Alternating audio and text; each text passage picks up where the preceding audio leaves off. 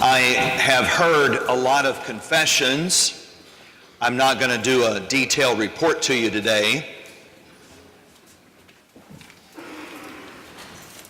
What I notice is the prayer that the church asked me to pray in absolution for those who confess.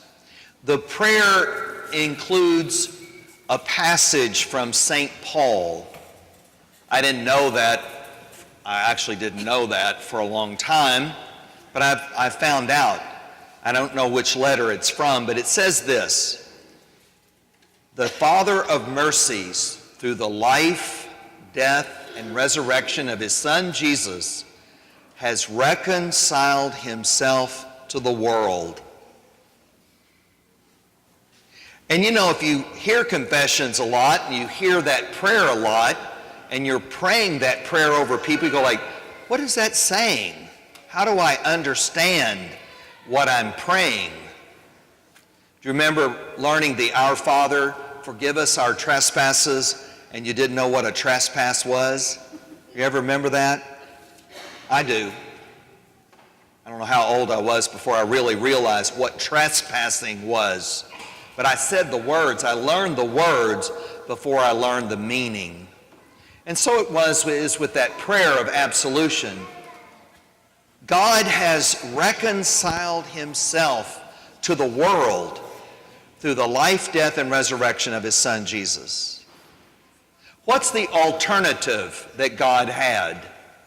What was the other choice? To condemn the world, to destroy the world. That was the other choice God had, didn't he? He either could be reconciled with the world or condemn it. He didn't choose to condemn it, did he? I will sing of the salvation of the Lord. Did you hear that psalm we just sang? I will sing of his salvation. He did not condemn the world, he has saved the world. He has reconciled himself to the world. Now, how in the world do you reconcile yourself to this world?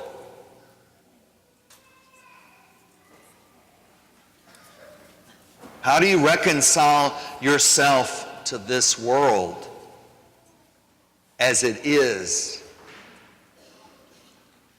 Well, what does it look like?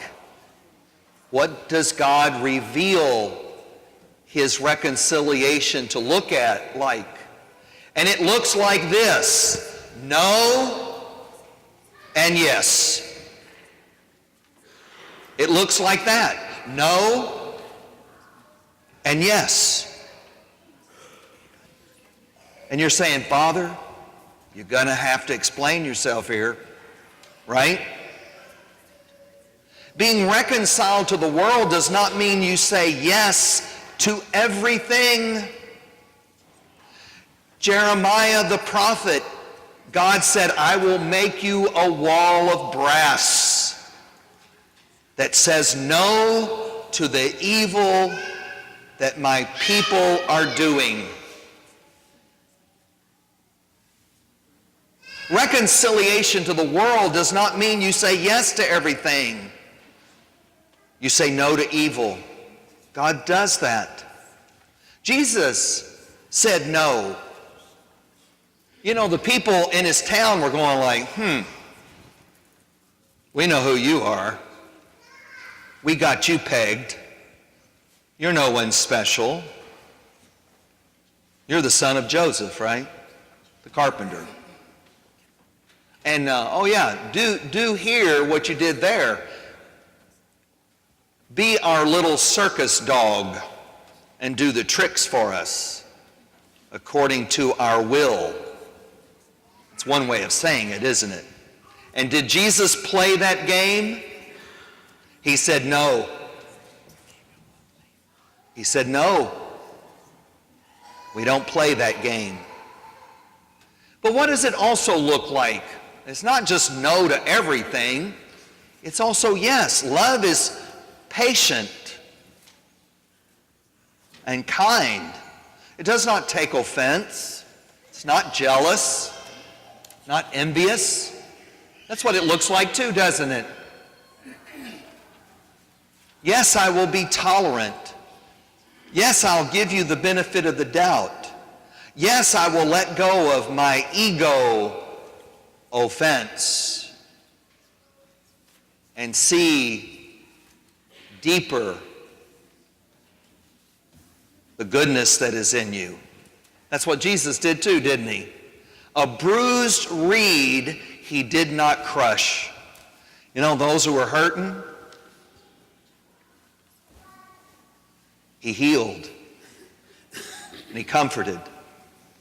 So being reconciled to the world, which God has done through the life, death, and resurrection of Jesus, does not means that we don't condemn the world. But we also don't say yes to everything. We also have to say no. Don't you do that as a parent? Parents, don't you do that? It's true, isn't it? You know? Loving your children does not mean you say yes to everything or no to everything. It's learning how to do both, which is what God does so graciously. So today, you and I are here singing of the salvation of the world, of the Lord, who did not condemn the world, but was reconciled to it, who says no, who says yes. And thus God's will is made manifest in our presence. That is what you and I are called to practice in our own lives.